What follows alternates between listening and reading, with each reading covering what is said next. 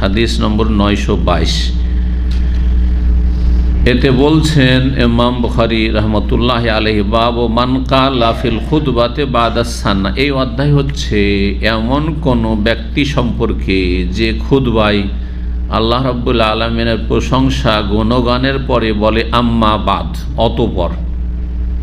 অর্থাৎ কেউ যদি খুতবা, জুমার খুতবা হোক, ঈদের খুতবা হোক, অথবা এমনি ভাষণ হোক, বক্তব্য হোক, খুতবা মানে খেতাব করা, বক্তব্য করা, শুধু জুমা আর ঈদের খুতবায় খুতবা শব্দটিকে সীমিত করা এটা ভুল ধারণা। এবং এই ভুল ধারণা থেকে খুতবা মানে আরবিতে হইতে হবে ঈদ আর জুমার, আর জাতিকে বোঝা থেকে অজ্ঞ রাখতে হবে যাতে ইসলাম কিছু না বুঝতে পারে, এটি একটি বিদআত। আর যার ফলে আমাদের অনারব সমাজ যারা আরবিতে মন্ত্র পাঠের খুতবা দেয়, খুতবা পাঠ করে, তাদের দেশের জনগণরা, শিক্ষিত লোকেরা, দুনিয়ার শিক্ষায় শিক্ষিত, দুনিয়ার নেতারা সবচেয়ে বেশি দিন সম্পর্কে অজ্ঞ। কারণ তারা জুমা বাধ্যতামূলক পড়তে আসে, 5 ওয়াক্ত নামাজ না পড়লে জুমা পড়তে আসে, ঈদ অবশ্যই পড়ে। যত নেতা মাথা আছে, যত পুঁজিপতি পয়সাওয়ালা আছে, সবাই কিন্তু পড়ে, জুমা আর ঈদ পড়ে কমপক্ষে, ইল্লা মাশাআল্লাহ ব্যতিক্রম থাকতে পারে। তো তাদেরকে যদি আধা ঘন্টা করে বিষয়ভিত্তিক, তাদের ভাষায়, তাদের বোধগম্য খুতবা তাদের সামনে পরিবেশন করা হইতো, তাহলে বছরে 52টি শব্দ হয়, 52টি বিষয় সম্পর্কে জানতে পারত। 5টা বছরে কত বিষয় জেনে নেবে? 10 বছর, 20 বছর, 30 বছর, 40 বছর অনেকে জুমা পড়ছে, দিনের ইমানের আরকান জানে না, ইসলামের রুকন জানেন না, দিনে ইসলামের স্তর জানেন না, কিছু জানে না ইসলাম সম্পর্কে, শিরক জানে না, বেদাত জানে না, সুন্নাত জানে না, কিছু জানে না, তাওহীদ বুঝে না, কিছু বুঝে না, ফরজ জানে না, ওয়াজিব জানে না, ব্যাস জাতিতে মুসলমান।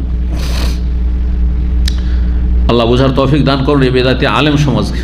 বেদাতি আলেম সমাজ কিয়ামতের দিন ফেসে যাবে। জাতিকে কেন অজ্ঞ রেখেছ? জুমা এবং ঈদের খুতবা থেকে তাদেরকে কেন উপকৃত হতে দাওনি? কেন এই হিন্দুদের মতো মন্ত্র পাঠ করেছ? হিন্দুদের সংস্কৃতি না হলে ধর্ম হয় না, আর বেদাতিদের জুমা আর ঈদ হয় না আরবি খুতবা না পাঠ করলে। 12 বাজান্দে 12 খুতবা।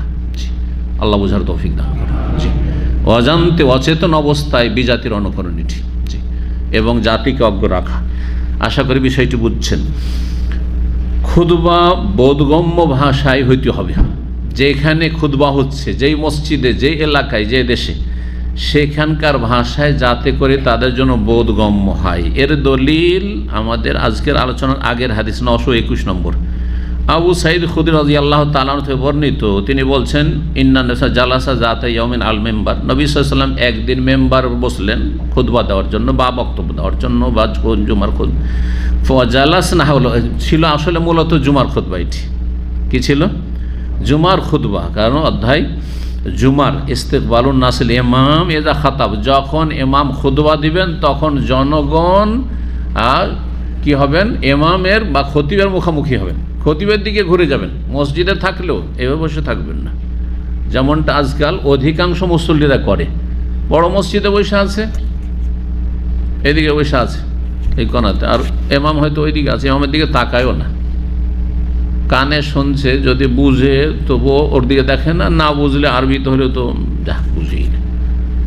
এটা কিন্তু সুন্নতের খেলাফ। এই সুন্নতটি মৃত সুন্নাত হয়ে গেছে আজকাল অধিকাংশ লোকের কাছে, অপরিচিত সুন্নাত, পরিত্যক্ত সুন্নাত। কোনটি? যে জুমার খুতবার সময় খতিবের দিকে তাকিয়ে থাকতে হবে মসজিদের মুসল্লিদেরকে, জি, যাতে করে মনোযোগী হয়ে শুনতে পারেন। কারণ জুমার খুতবার ইস্তেমা মানে সেমা শুধু নয়, মনোযোগী হয়ে শোনা। ইস্তেমা মানে মন লাগিয়ে মনোযোগী হয়ে কর্ণপাত করে শোনা, মনোযোগী হয়ে শোনা, এটি ওয়াজিব। মসজিদে যতক্ষণ আছেন আপনি জুমার খুতবা শোনা ওয়াজিব। আর ওয়াজিব কাজের জন্য আপনার যদি অন্যদিকে মুখ করে থাকেন বা নিচে মুখ করে থাকেন, তাহলে হয় তন্দ্রা চলে আসবে, ঝিমাবেন, আর না হলে অন্যমনস্ক হবেন, অন্যদিকে খেয়াল যাবে। কিন্তু খতিবের দিকে তাকিয়ে থাকলে সেটা হবে না। তো উদ্দেশ্য ইমামের দিকে বা খতিবের দিকে, মেম্বারের দিকে তাকিয়ে থাকা, মেম্বারে যে খতিব দাঁড়িয়ে খুতবা দিয়েছেন তার দিকে তাকিয়ে থাকা, জালাস না হলো তার চারপাশে বসে যেত। আমরা গোলাকার এইভাবে বসতাম, নবী সাল্লাল্লাহু আলাইহি ওয়াসাল্লাম তাকিয়ে থাকতাম। এটা প্রমাণ করে কি? যে আমরা যেহেতু বুঝছি সেই জন্য সেই দিকে তাকিয়ে মনোযোগী হয়ে শুনছি। তাহলে বোঝা যাচ্ছে যে খুতবা হইতে হবে সেখানকার মুসল্লিদের ভাষায়, যাতে যেই ভাষা তাদের জন্য বোধগম্য, আর এই ভাষায় খুতবা। অথচ দেশের মানুষ হচ্ছে উর্দু ভাষী, বাংলা ভাষী, অন্য কোনো ভাষী, ইংরেজি ভাষী না, মোটেই না এটি। এই জন্য দাম্মামে একজন বড় আলেম আছেন, আল্লাহ তার হেফাজত করেন, তার কাছ থেকে আমরা পড়েছি। দাম্মামে এসে কারো কাছ থেকে যদি কিছু এলেম হাসিল করে এক মসজিদে, আপনার 37 সাবা সালাসিন যেটাকে বলা হয়, এখন হাইও রওজা সম্ভবত নাম হয়েছে ওটা, একসময় সাবা সালাসিন ছিল, ওখানে এক মসজিদে উনি আছেন, বড় আলেম। তো তার দার্স আমরা যেতাম তার কাছে, বেশ কিছু হাদিসের, বিশেষ করে হাদিস আর আকিদায়। যখন প্রথম দিকে আসি 99 থেকে দীর্ঘ 8 বছর 10 বছর ধরে আমরা সপ্তাহে একদিন যেতাম। আমরা শুধু দায়ীরা বসতাম, আর কেউ না, দায়ী আর ওই শেখ।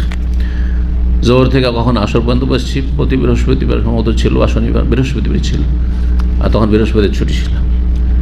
আর বেশ কিছু সময় গত এই করোনার আগে এটা বন্ধ হয়েছে। শুধু আমরা যেতে পারতাম না, শেখ নিজে চলে আসে ইসলামিক সেন্টারে, আর আমাদের যে মিটিং হলো ওখানে সমস্ত দায়ী বসতাম তার সাথে, বিভিন্ন বিষয়ে আলোচনা, পর্যালোচনা, মাসলা মাসাইল।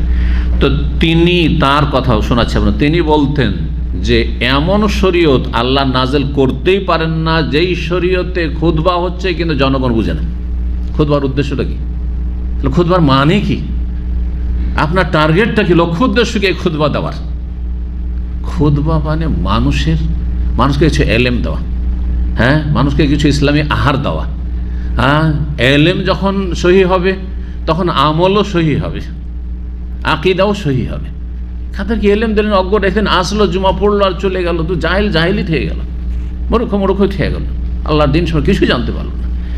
অসম্ভব এইরকম হেকমতবিহীন, তিনি তার কথা, বেদুনে হেকমা, হেকমতবিহীন, যাতে প্রজ্ঞা নেই, যুক্তি নেই, হেকমত নেই, যে আরবি ভাষায় খুতবা হবে অথচ তারা বুঝেন না, অনারব। এমন শরীয়ত বিধান আল্লাহ নাজিল করতেই পারে না, এটি আল্লাহ শরীয়ত নয়। জি, তো এই জন্য এই বিষয়ে গুরুত্ব দেওয়া খুব জরুরি। যারা দায়িত্বশীল, যারা প্রভাবশালী, আপনার গ্রামে প্রভাব রয়েছে, আপনি বেদাতি মোল্লাকে সরাতে পারবেন যে বলছে আরবি খুতবা ছাড়া আমি দেবো না, সরিয়ে দেন। তারপরে সুন্নতি খুতবা কায়েম করেন, যেই খুতবাতে বছরে 52টি বিষয় সম্পর্কে জানতে পারবেন, প্রতিদিন একটা করে বিষয়, প্রতি সপ্তাহে একটা করে বিষয়। দেখেন, সপ্তাহে একদিন করে আপনারা অনেকে আসছেন, যদি নিয়মিত নোট করেন অথবা যদি মেমোরিতে নোট করেন তো কত কি জানতে পারছেন ইসলামিক সেন্টার থেকে। অথচ এটা আসা বাধ্যতামূলক নয়, পক্ষান্তরে জুমায় যাওয়া বাধ্যতামূলক, ঠিক না? এইটা বাধ্যতামূলক নয়। এই জন্য এই আপনাদের আশেপাশে অনেক বিজনেসম্যান বাঙালি আছে, জীবনে এখানে ইসলামিক সেন্টারে আসে না, কিন্তু মসজিদে অবশ্যই আসে। এই দেশ নয় আরব দেশ, আর সিংহভাগ আরব, আর আরব দেশ সুতরাং আরবিতে খুতবা হবে। কিন্তু বাংলাদেশে কেন আরবিতে খুতবা হবে? ইন্ডিয়াতে, পাকিস্তানে কেন আরবিতে খুতবা হবে, যেখানে আরবি শতকরা একজনও বুঝে না, 1000-এ একজন বুঝবে হয়তো।